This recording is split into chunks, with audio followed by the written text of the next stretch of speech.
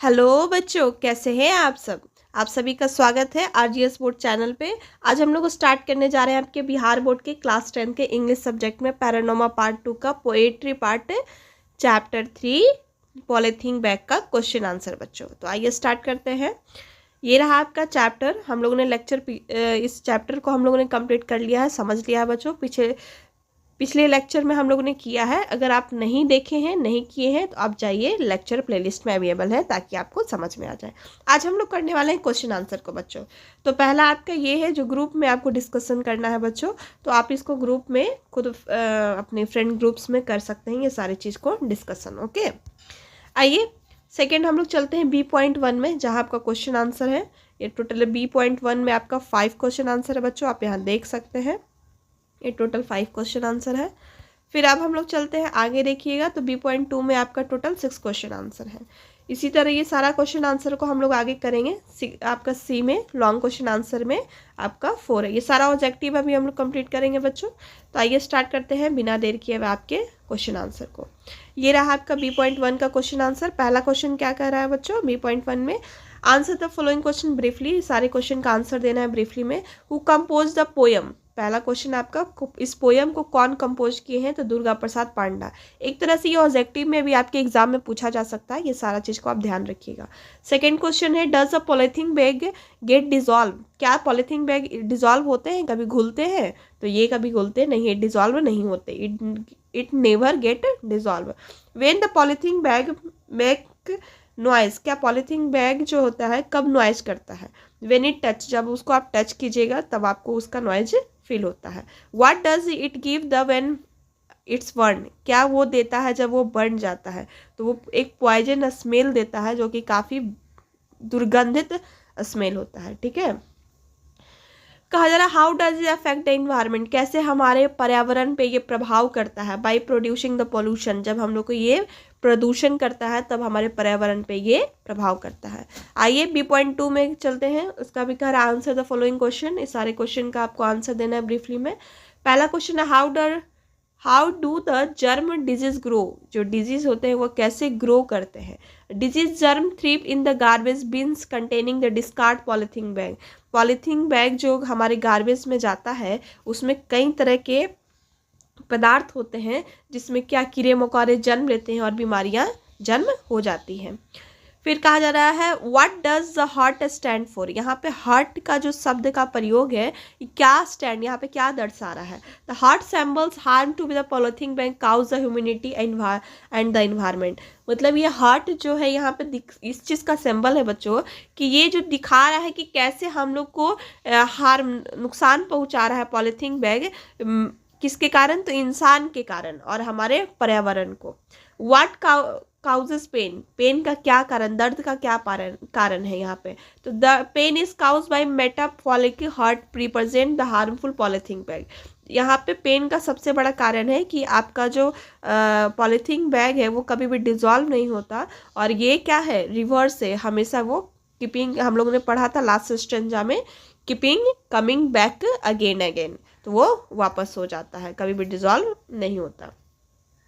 Question 4 कर रहा है बच्चों, who hearts melt down like the polythene bag. कैसे पॉलीथीन बैग जो है आपका कैसे मेल्ट डाउन हो जाता है। ठीक है, क्या इसका हार्ट है, क्या कारण है कि वो इसमें भी दर्द है, क्यों हम लोग दुखी होते हैं कि पॉलीथीन बैग वो जो मेल्ट हो जाता है। Poet emotional pain smelt like the polythene bag suggest lasting impact. वो जो पॉलीथीन बैग है वो मेल्ट तो हो जाता है लेकिन वो डिजॉल्व नहीं हो पाता, वो और दुर्गंधित स्मेल देता है जो हमारे पॉल्यूशन के लिए, इन्वायरमेंट के लिए क्या है, कहीं ना कहीं प्रदूषित है। व्हाट्स कम बैक अगेन, क्या दोबारा वापस आ जाता है, तो pain cause by environmental damage from polythene bag require the presently. ये सबसे बड़ा पेन क्या है कि वो पॉलीथीन बैग जो है वो हमेशा वापस आ जाता है उसी फॉर्म में जो हमारे इन्वायरमेंट को, पर्यावरण को नुकसान पहुंचाता है। Where does a polythene bag buried. मतलब पॉलीथीन बैग है जो वो ब्यूड हो जाता है, मतलब जल जाता है कहाँ पे, तो गार्बेज बिन में contributing long term of pollution. एक बहुत बड़ा लॉन्ग टर्म प्रदूषण का कारण है। लॉन्ग क्वेश्चन आंसर में देखिए, पहला क्वेश्चन है बच्चों, how does the polythene bag polluted our environment, कैसे पॉलीथीन बैग हमारे पर्यावरण को पॉल्यूट कर रहा है। Polythene bag pollute our environment in multiple way, कई कारण हैं। There are the non biodegradable persisting in nature of 100 years and release the toxic fumes of when burned. More over the can long the drain system and harm wildlife, create the breeding ground of disease, germs and discard improperly। Polythene bag जो है हमारे एक तो पर्यावरण, हम लोग को पर्यावरण में कई नुकसान पहुंचाते हैं। जैसे ही नॉन बायोडिग्रेडेबल है, कभी भी ये क्या होते हैं, गलते नहीं है, डिजॉल्व नहीं होते हैं, और अब कई सालों बाद भी ये पॉलीथीन बैग दिखने को मिल जाएंगे, जिससे के कारण कई टॉक्सिक स्मेल निकलते हैं जो जब वो जलते हैं, और हमारे पर्यावरण के लिए वो स्मेल क्या है, दुर्गंध, कहीं ना कहीं नुकसान पहुंचाएगा। कहीं से पॉलीथीन बैग जो है कहीं ड्रेन्स में, नाली में देखने को मिलती है, जिसके कारण जो वो जानवर वगैरह है वो खा लेते हैं, जिसके कारण उनको कई बीमारियां हो जाती है। इस तरह से क्या है, पॉलीथीन बैग हमारे इन्वायरमेंट को प्रदूषित कर रहा है। Why does the poet compare heart with the polythene bag, क्या कंपेयर कर रहे हैं हार्ट को पॉलीथीन बैग से, गिव टू रीजन। पहला है कि पॉलीथीन बैग जो दोनों है प्रेस्टिंड और डैमेज, वो एक तो हमेशा रह जाता है, बच जाता है, और दूसरा वो नुकसान पहुंचाता है। पॉलीथीन बैग रिस्टिस्ट डिस्ट्रक्शन, मतलब वो कभी भी खराब नहीं होता, उसको जैसे आप रखिएगा वैसे ही हमारे पर्यावरण में रहेगा, और पर्यावरण को हमेशा क्या करेगा, नुकसान पहुंचाएगा। Emotionally heart link to the cause of recurring pain to dissolve, प्रत्येक व्यक्ति इसके लिए कहीं ना कहीं ह्यूमन जिम्मेवार है, तो इस चीज़ के लिए यहाँ पे कारण दो आपको बताया गया।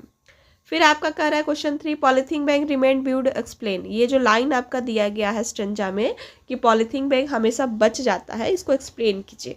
इसको एक्सप्लेन में यही है बच्चों, when it hide from the sight polythene bag continue to cause harm, हम लोग की नज़र से तो वो दूर हो जाता है, हम लोग उसको कहीं फेंक देते हैं गार्बेज बिन में, लेकिन वो जो है हमेशा वो लगातार जहाँ भी रहता है वो क्या करता है, नुकसान पहुँचाता है, हार्म करता है। The mirror so the purity emotion undissolved, हम लोग देख सकते हैं, उसको जलाते भी हैं तो उसका शेष बच जाता है जो कि अनडिजॉल्व है, उसका कोई रिजॉल्व नहीं कर सकते, और वो लगातार हमारे इंटरनली धीरे धीरे हमारे नज़र को दिखता नहीं है, लेकिन वो जर्म को, कीड़े मकोड़ों को पैदा करता है और कई बीमारियों को भी उत्पन्न करता है और हमारे पर्यावरण को नुकसान पहुँचाता है।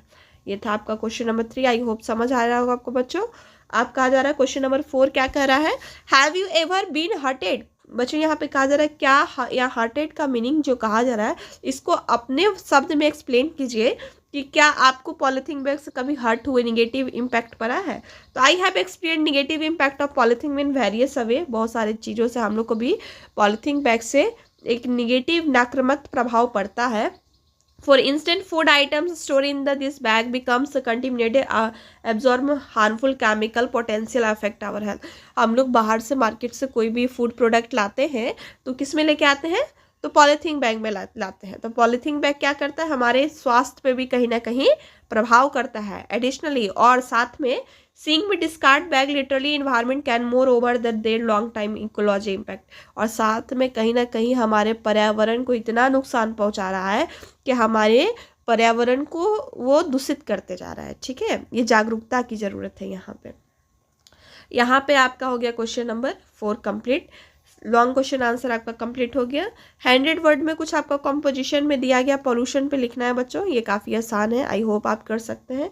देखिए, इन्वायरमेंटल पॉल्यूशन पे लिखने के लिए सबसे पहला, environmental pollution state the human extent facing dozen, हमारे के लिए पर्यावरण जो है दूषित होने का सबसे बड़ा कारण क्या है, ह्यूमन का जो भी काम है उस चीज़ को ह्यूमन फेस करता है।